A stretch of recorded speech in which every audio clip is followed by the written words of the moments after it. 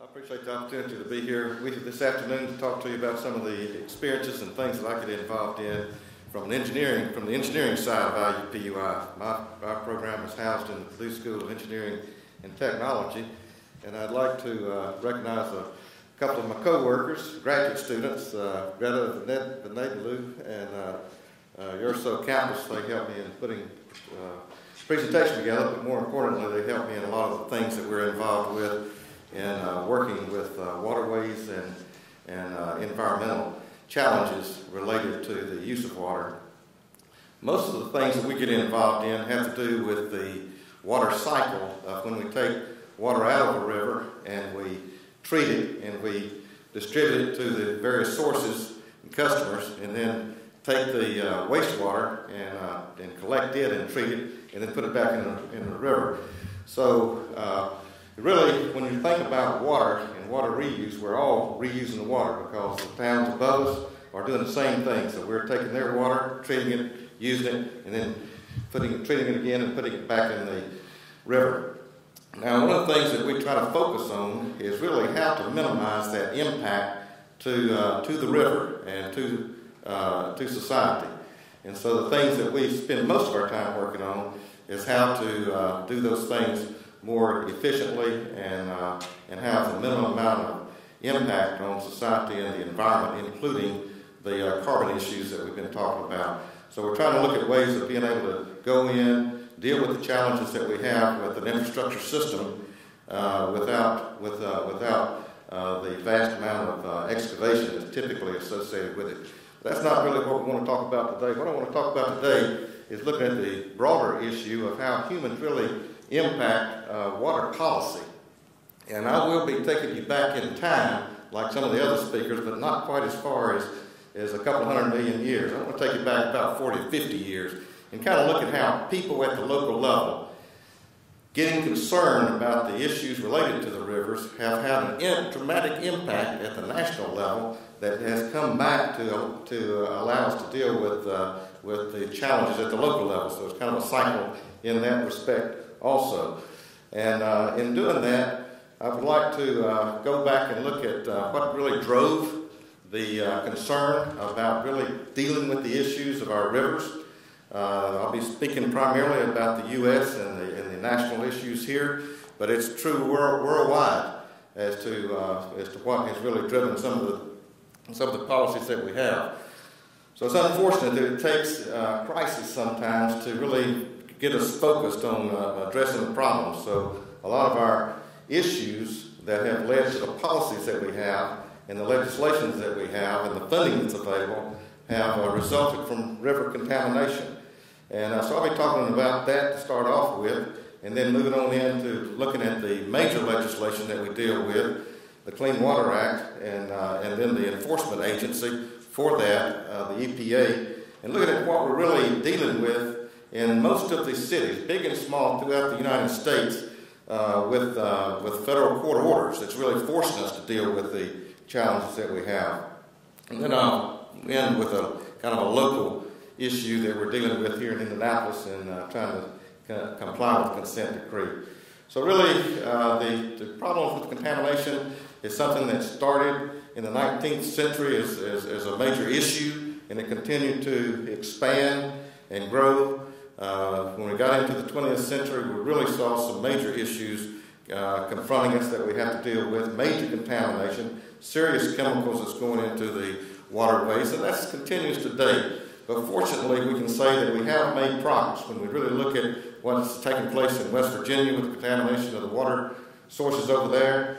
That's kind of an unusual situation because we've made major strides in most of the rivers. The Cuyahoga River in Cleveland was one of the major milestones that really drove and captured the attention of the American people, that required the legislators to take action. And that's because of the fires that took place on the river outside of Cleveland. The first fire that's recorded took place in 1936, and over the next 30 years, there's a number of fires that broke up and erupted on the river. Can you imagine a river just catching on fire? Well, that's what happened. But in 1969, a major fire broke out and with the help of the news agencies, if you can think about the culture back in the society back in that time frame, a lot of concern was developing regarding the environment from a number of perspectives, and this was one of them. But because of the attention, the news media and so forth, that really helped bring that issue to the surface, we were able to see some legislation take place. The major legislation that took place in 1972 is what we call Public Law 92-500, commonly referred to as the Clean Water Act. And that's the act, even though it's been in place for over 40 years, we're still trying to comply with it day in and day out in the things that we do. So it's still the driving force behind the things that we're trying to do. This is a picture of the river that caught on fire, and the thing that made it happen in 1969. Really, we look back, and it's an unfortunate thing that happened, but really a lot of the things that we're benefiting from today came out of that tragic situation. So it's not the first environmental law that came out. The first one came out right after World War II, 1948, called the Federal Water Pollution Control Act. And it had an impact on the things that we were doing, but it just didn't have the strength, and it didn't have the enforcement capability behind it. So when the 1972, when the Clean Water Act was passed, it did address those kind of things. It put in place the EPA, Environmental Protection Agency, and as a result of that, we're able to benefit from a lot of the protection to our health and environment that the American people have been able to experience as a result of the streams and rivers and wetlands and lakes and the impacts with them. Now, William Rugglehaus was the first administrator of EPA, and so his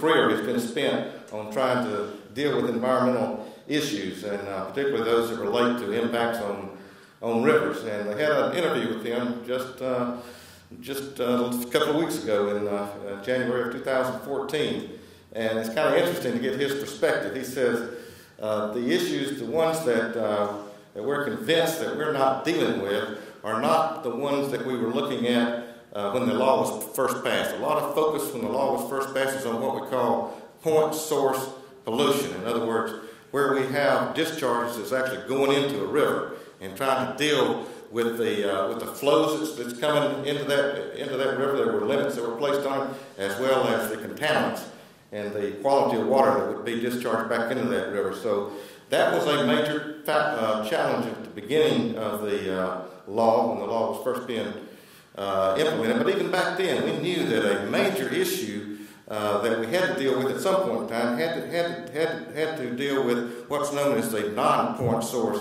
pollution. And so William Rugglehaus is talking about that. He's saying that the one thing that makes that such a challenge is that the people, that's driving the policies, don't really associate that with their behavior and the things that they're doing day in and day out, and how that can impact the water, the quality in the river. So he's seeing that still as a challenge that we've got to deal with today.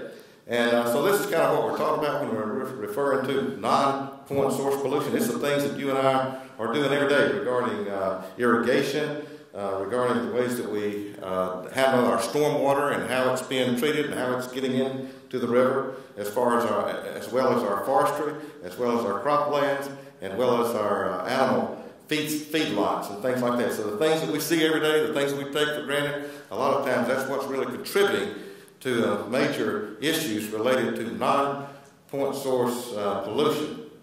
So those are the things that we've got to, I think the challenge that we've got to deal with in the future in dealing with society and the culture that we have is trying to tackle that 85% of the pollution of our waterways that comes from this non-source pollution.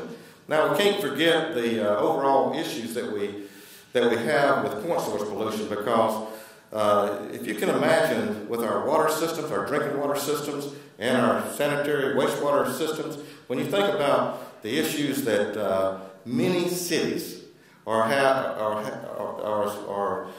struggling with, about a 40% water loss. In other words, they take water from the river, they treat it, they put it into the distribution pipes, and 40% of it, they don't know what happened to it.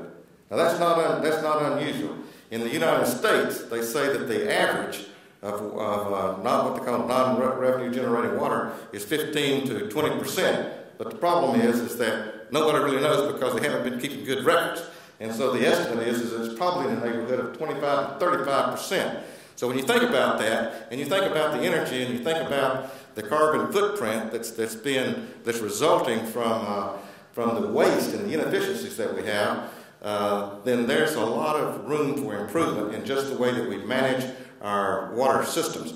Now, on the other hand, when you think about our wastewater systems, and often we see about 40 to 50 to 60% of the water that's getting down to the treatment plant as being groundwater and other sources, like indicated here, infiltration inflows from various sources that actually get into that pipe, eating up our capacity, causing overflows, contamination, and also result in a waste of energy and a huge carbon footprint issue that we have to deal with. So we have a lot of challenges. And it's not, it's not just the point source, it's not just, it's also the non-point source. So we go back and look at some amendments and some of the things that's happened as a result of the continued challenge of contamination. And we see that there have been some amendments to the law that have allowed us to deal with some of these issues. And of course, a big part of the challenge is coming up with the financing. So when you kind of look at the money flow, the flow of money, as we try to deal with these issues, a lot of times you can see how the public, the human element, has really moved in to make sure that it's not just the passage of the laws, but we have the resources, the funding to deal with some of these things. When the law was first passed in 1972, several years after that, there was appropriations that were made in what they call the construction grants days. So all of the utilities, public utilities, private couldn't benefit from this. They had a funding mechanism through a grant program that came through EPA. And that helped us get a running start or a head start on really dealing with a lot of the contamination of our rivers that we were experiencing back in the early 70s, mid 70s, late 70s, and even on into the early 80s. But that started changing a little bit, the funding mechanism, so that had to be adjusted. Our way to deal with the law had to be modified a little bit because in 1981 the funding mechanism was streamlined to get focused on some of the major issues that we're dealing with. In 1987, the construction grants, that grants program that was so beneficial in making the huge changes in progress, went away, and it went to a loan program. And so that loan program provided low-interest loans to utilities throughout the country, but it's not the same thing. It's much easier for utilities to do things if they can get grants, but then when they have to go get a loan and pay it back, and even though it's low interest, it's still not the same thing. So we saw a period of time where a lot of progress was made, and then we saw a period of time where less progress was being made. Kind of a step back. And as a matter of fact, some people were saying we're really getting, as far as the contamination, we're really taking a step back and moving towards where we were in the late 60s. So, unfortunately, even though there were a few things that came along, like the Title I Great Lakes programs that involved international agreements between Canada and the U.S. on water quality and water policies, and we saw some other issues that came about to help. The major problem still existed, and that is that the utilities, and we have about 56,000 separate water utilities in this country, and about 16,000 separate sewer or wastewater agencies. It's not like a lot of other countries where you may have 5 or 6, or you may have a national program. We have a lot of different utilities that we're trying to work with and trying to meet the needs. And again, going back to William Ruckelshaus with his perspective, and he's saying that after 40 years, we still have some major challenges that we've got to deal with. But in addition to that, with the economy that we've had here in the U.S., it makes it even more difficult to really address some of the big challenges that we have. But the Clean Water Act, when we moved from the grant, we moved to the loan program. That loan program was extended to make sure that it covered things like non-point source pollution and watershed management and things like that. So we have had some things that's happened with the policies and with the legislation and with the funding mechanism, but all of that was driven by the people, by the people that are concerned regarding the contamination and the pollution and the water quality in our waterways, even with the small water systems.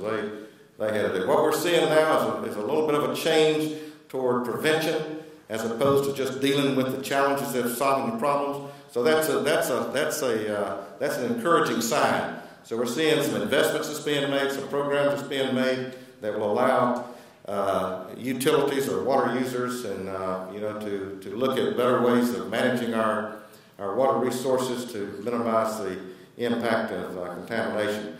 Also, we're seeing programs where the state agencies from the EPA have access to money that will allow them to do more regional planning, which we haven't done a whole lot of. We had some, but not to a major extent like is needed in order to look at a watershed-type management programs. So those are encouraging sites. But what happened, and if you can follow the flow here, we had the problem, we had the legislation, we had some programs that help deal with the problem. The grants went away, we went to the loan. As I mentioned earlier, it wasn't getting the job done. We still, in many areas, have not complied with the law. So what happens next? Since EPA is an enforcement agency, then we move into court action. We move into federal consent decrees. And at the state level, they have what's known as administrative orders. In other words, these are lawsuits that result because an entity like a utility or municipality hasn't complied with the law, then a court action is filed, and it goes to the court. Most of the time, it ends up in some type of what's referred to as a consent decree, where the parties agree to a plan to make sure that agency complies with the law. So these are active. This is the consent, what I call the age of the consent decree. It really goes back about 20 years, but the last 10 to 12 years has been very, very active. In other words, we see just about every major every major municipality in the United States, and most of the small to medium municipalities are under some type of a court order, whether it's state or whether it's federal, to address these contamination problems. Now, I'm going to mention a couple here. This is one in Chesapeake, Appalachian area, and this is just a $6.5 million. But look at the time frame. It was in December 2013, so this is alive and well, and it impacts most of the citizens in the country. But this one deals with 27 sites damaged by unauthorized discharges of field material into the streams. And so it doesn't have to be one major violation. It could be a number of violations that result in court action. So this is a court action. Here's one in Shreveport, Louisiana. It's a $650,000 lawsuit or program that is going to be necessary to complete simply because why? Simply because they have overflows. Now, overflow here, you see a pipe that's emptying into some type of a drainage ditch, but a lot of times these overflows are simply that this capacity in the system has been exceeded, and so you'll see overflows that can happen in a street where it's coming out of a manhole or something like that, or other ways for the material to get out. Well, every one of those have to be reported and tracked, and often they will end up in fines. But eventually, the fines are not getting the job done, and court action has to take place, just like here in Shreveport, Louisiana, overflows. Now, South Carolina, Columbia, South Carolina, they have a $750 million program. Again, September 2013, violation of the Clean Water Act, unauthorized overflows of untreated sewage going into some waterway that's going to eventually get to the river. Atlanta, this one's kind of near and dear to my heart. I had an opportunity to serve as a senior advisor to the commissioner of the Department of Watershed Management in the city of Atlanta back when they fell under a consent decree, shortly after they got the consent decree. Now theirs was about a $3 billion program, and actually that was was not the whole thing. The total program there was up close to $4 billion. But again, it all had to do with about 1,000 overflows per year. Get that in mind. One city, 1,000 overflows a year, where they just didn't take action to correct the problem. EPA had to come in, and some citizens groups came in, filed a lawsuit, and forced the city to report to a federal judge. And I might add, what's interesting here is that EPA didn't take the initial action. It was really environmental groups like the Friends of the Chattahoochee River. They really filed the first lawsuit and then brought in EPA and the state agencies to make sure that it happened and enforce it. Indianapolis, let's talk about Indianapolis. Indianapolis is under a lawsuit, a federal consent decree. It's about getting up close to $2 billion. Probably by the time they comply, it'll be over $2 billion. And it goes back to the original modifications or negotiations back in 2006. But now we're in the process of spending a lot of money to try to comply.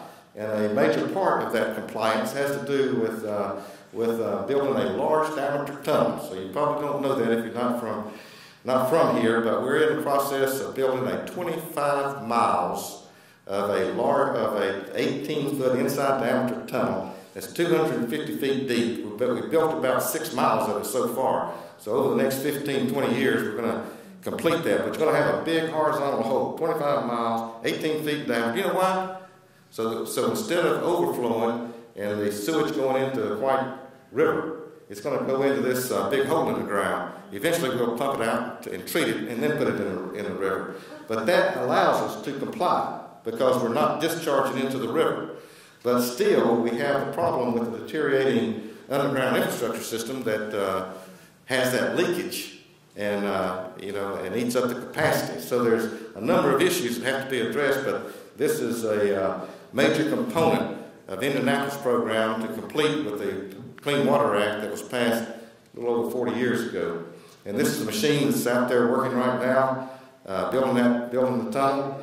And then I've also included here, and I think you'll have access to it, a number of references that we used in trying to track the history of where we've gone with the national policy and how it's impacting the local. But I think the exciting thing about what we've seen happen here in this country, and I'm sure it's true in other countries, is that it's been the people that really get concerned about the fact that there's sewage that's being dumped in their rivers, and they can't swim and utilize that for recreation and a safe water source that's really driven the action that's been taken that's made a difference in our water quality in this country. So with that, I'll call it quits and see if you've got any questions or comments that you might want to bring out at this time.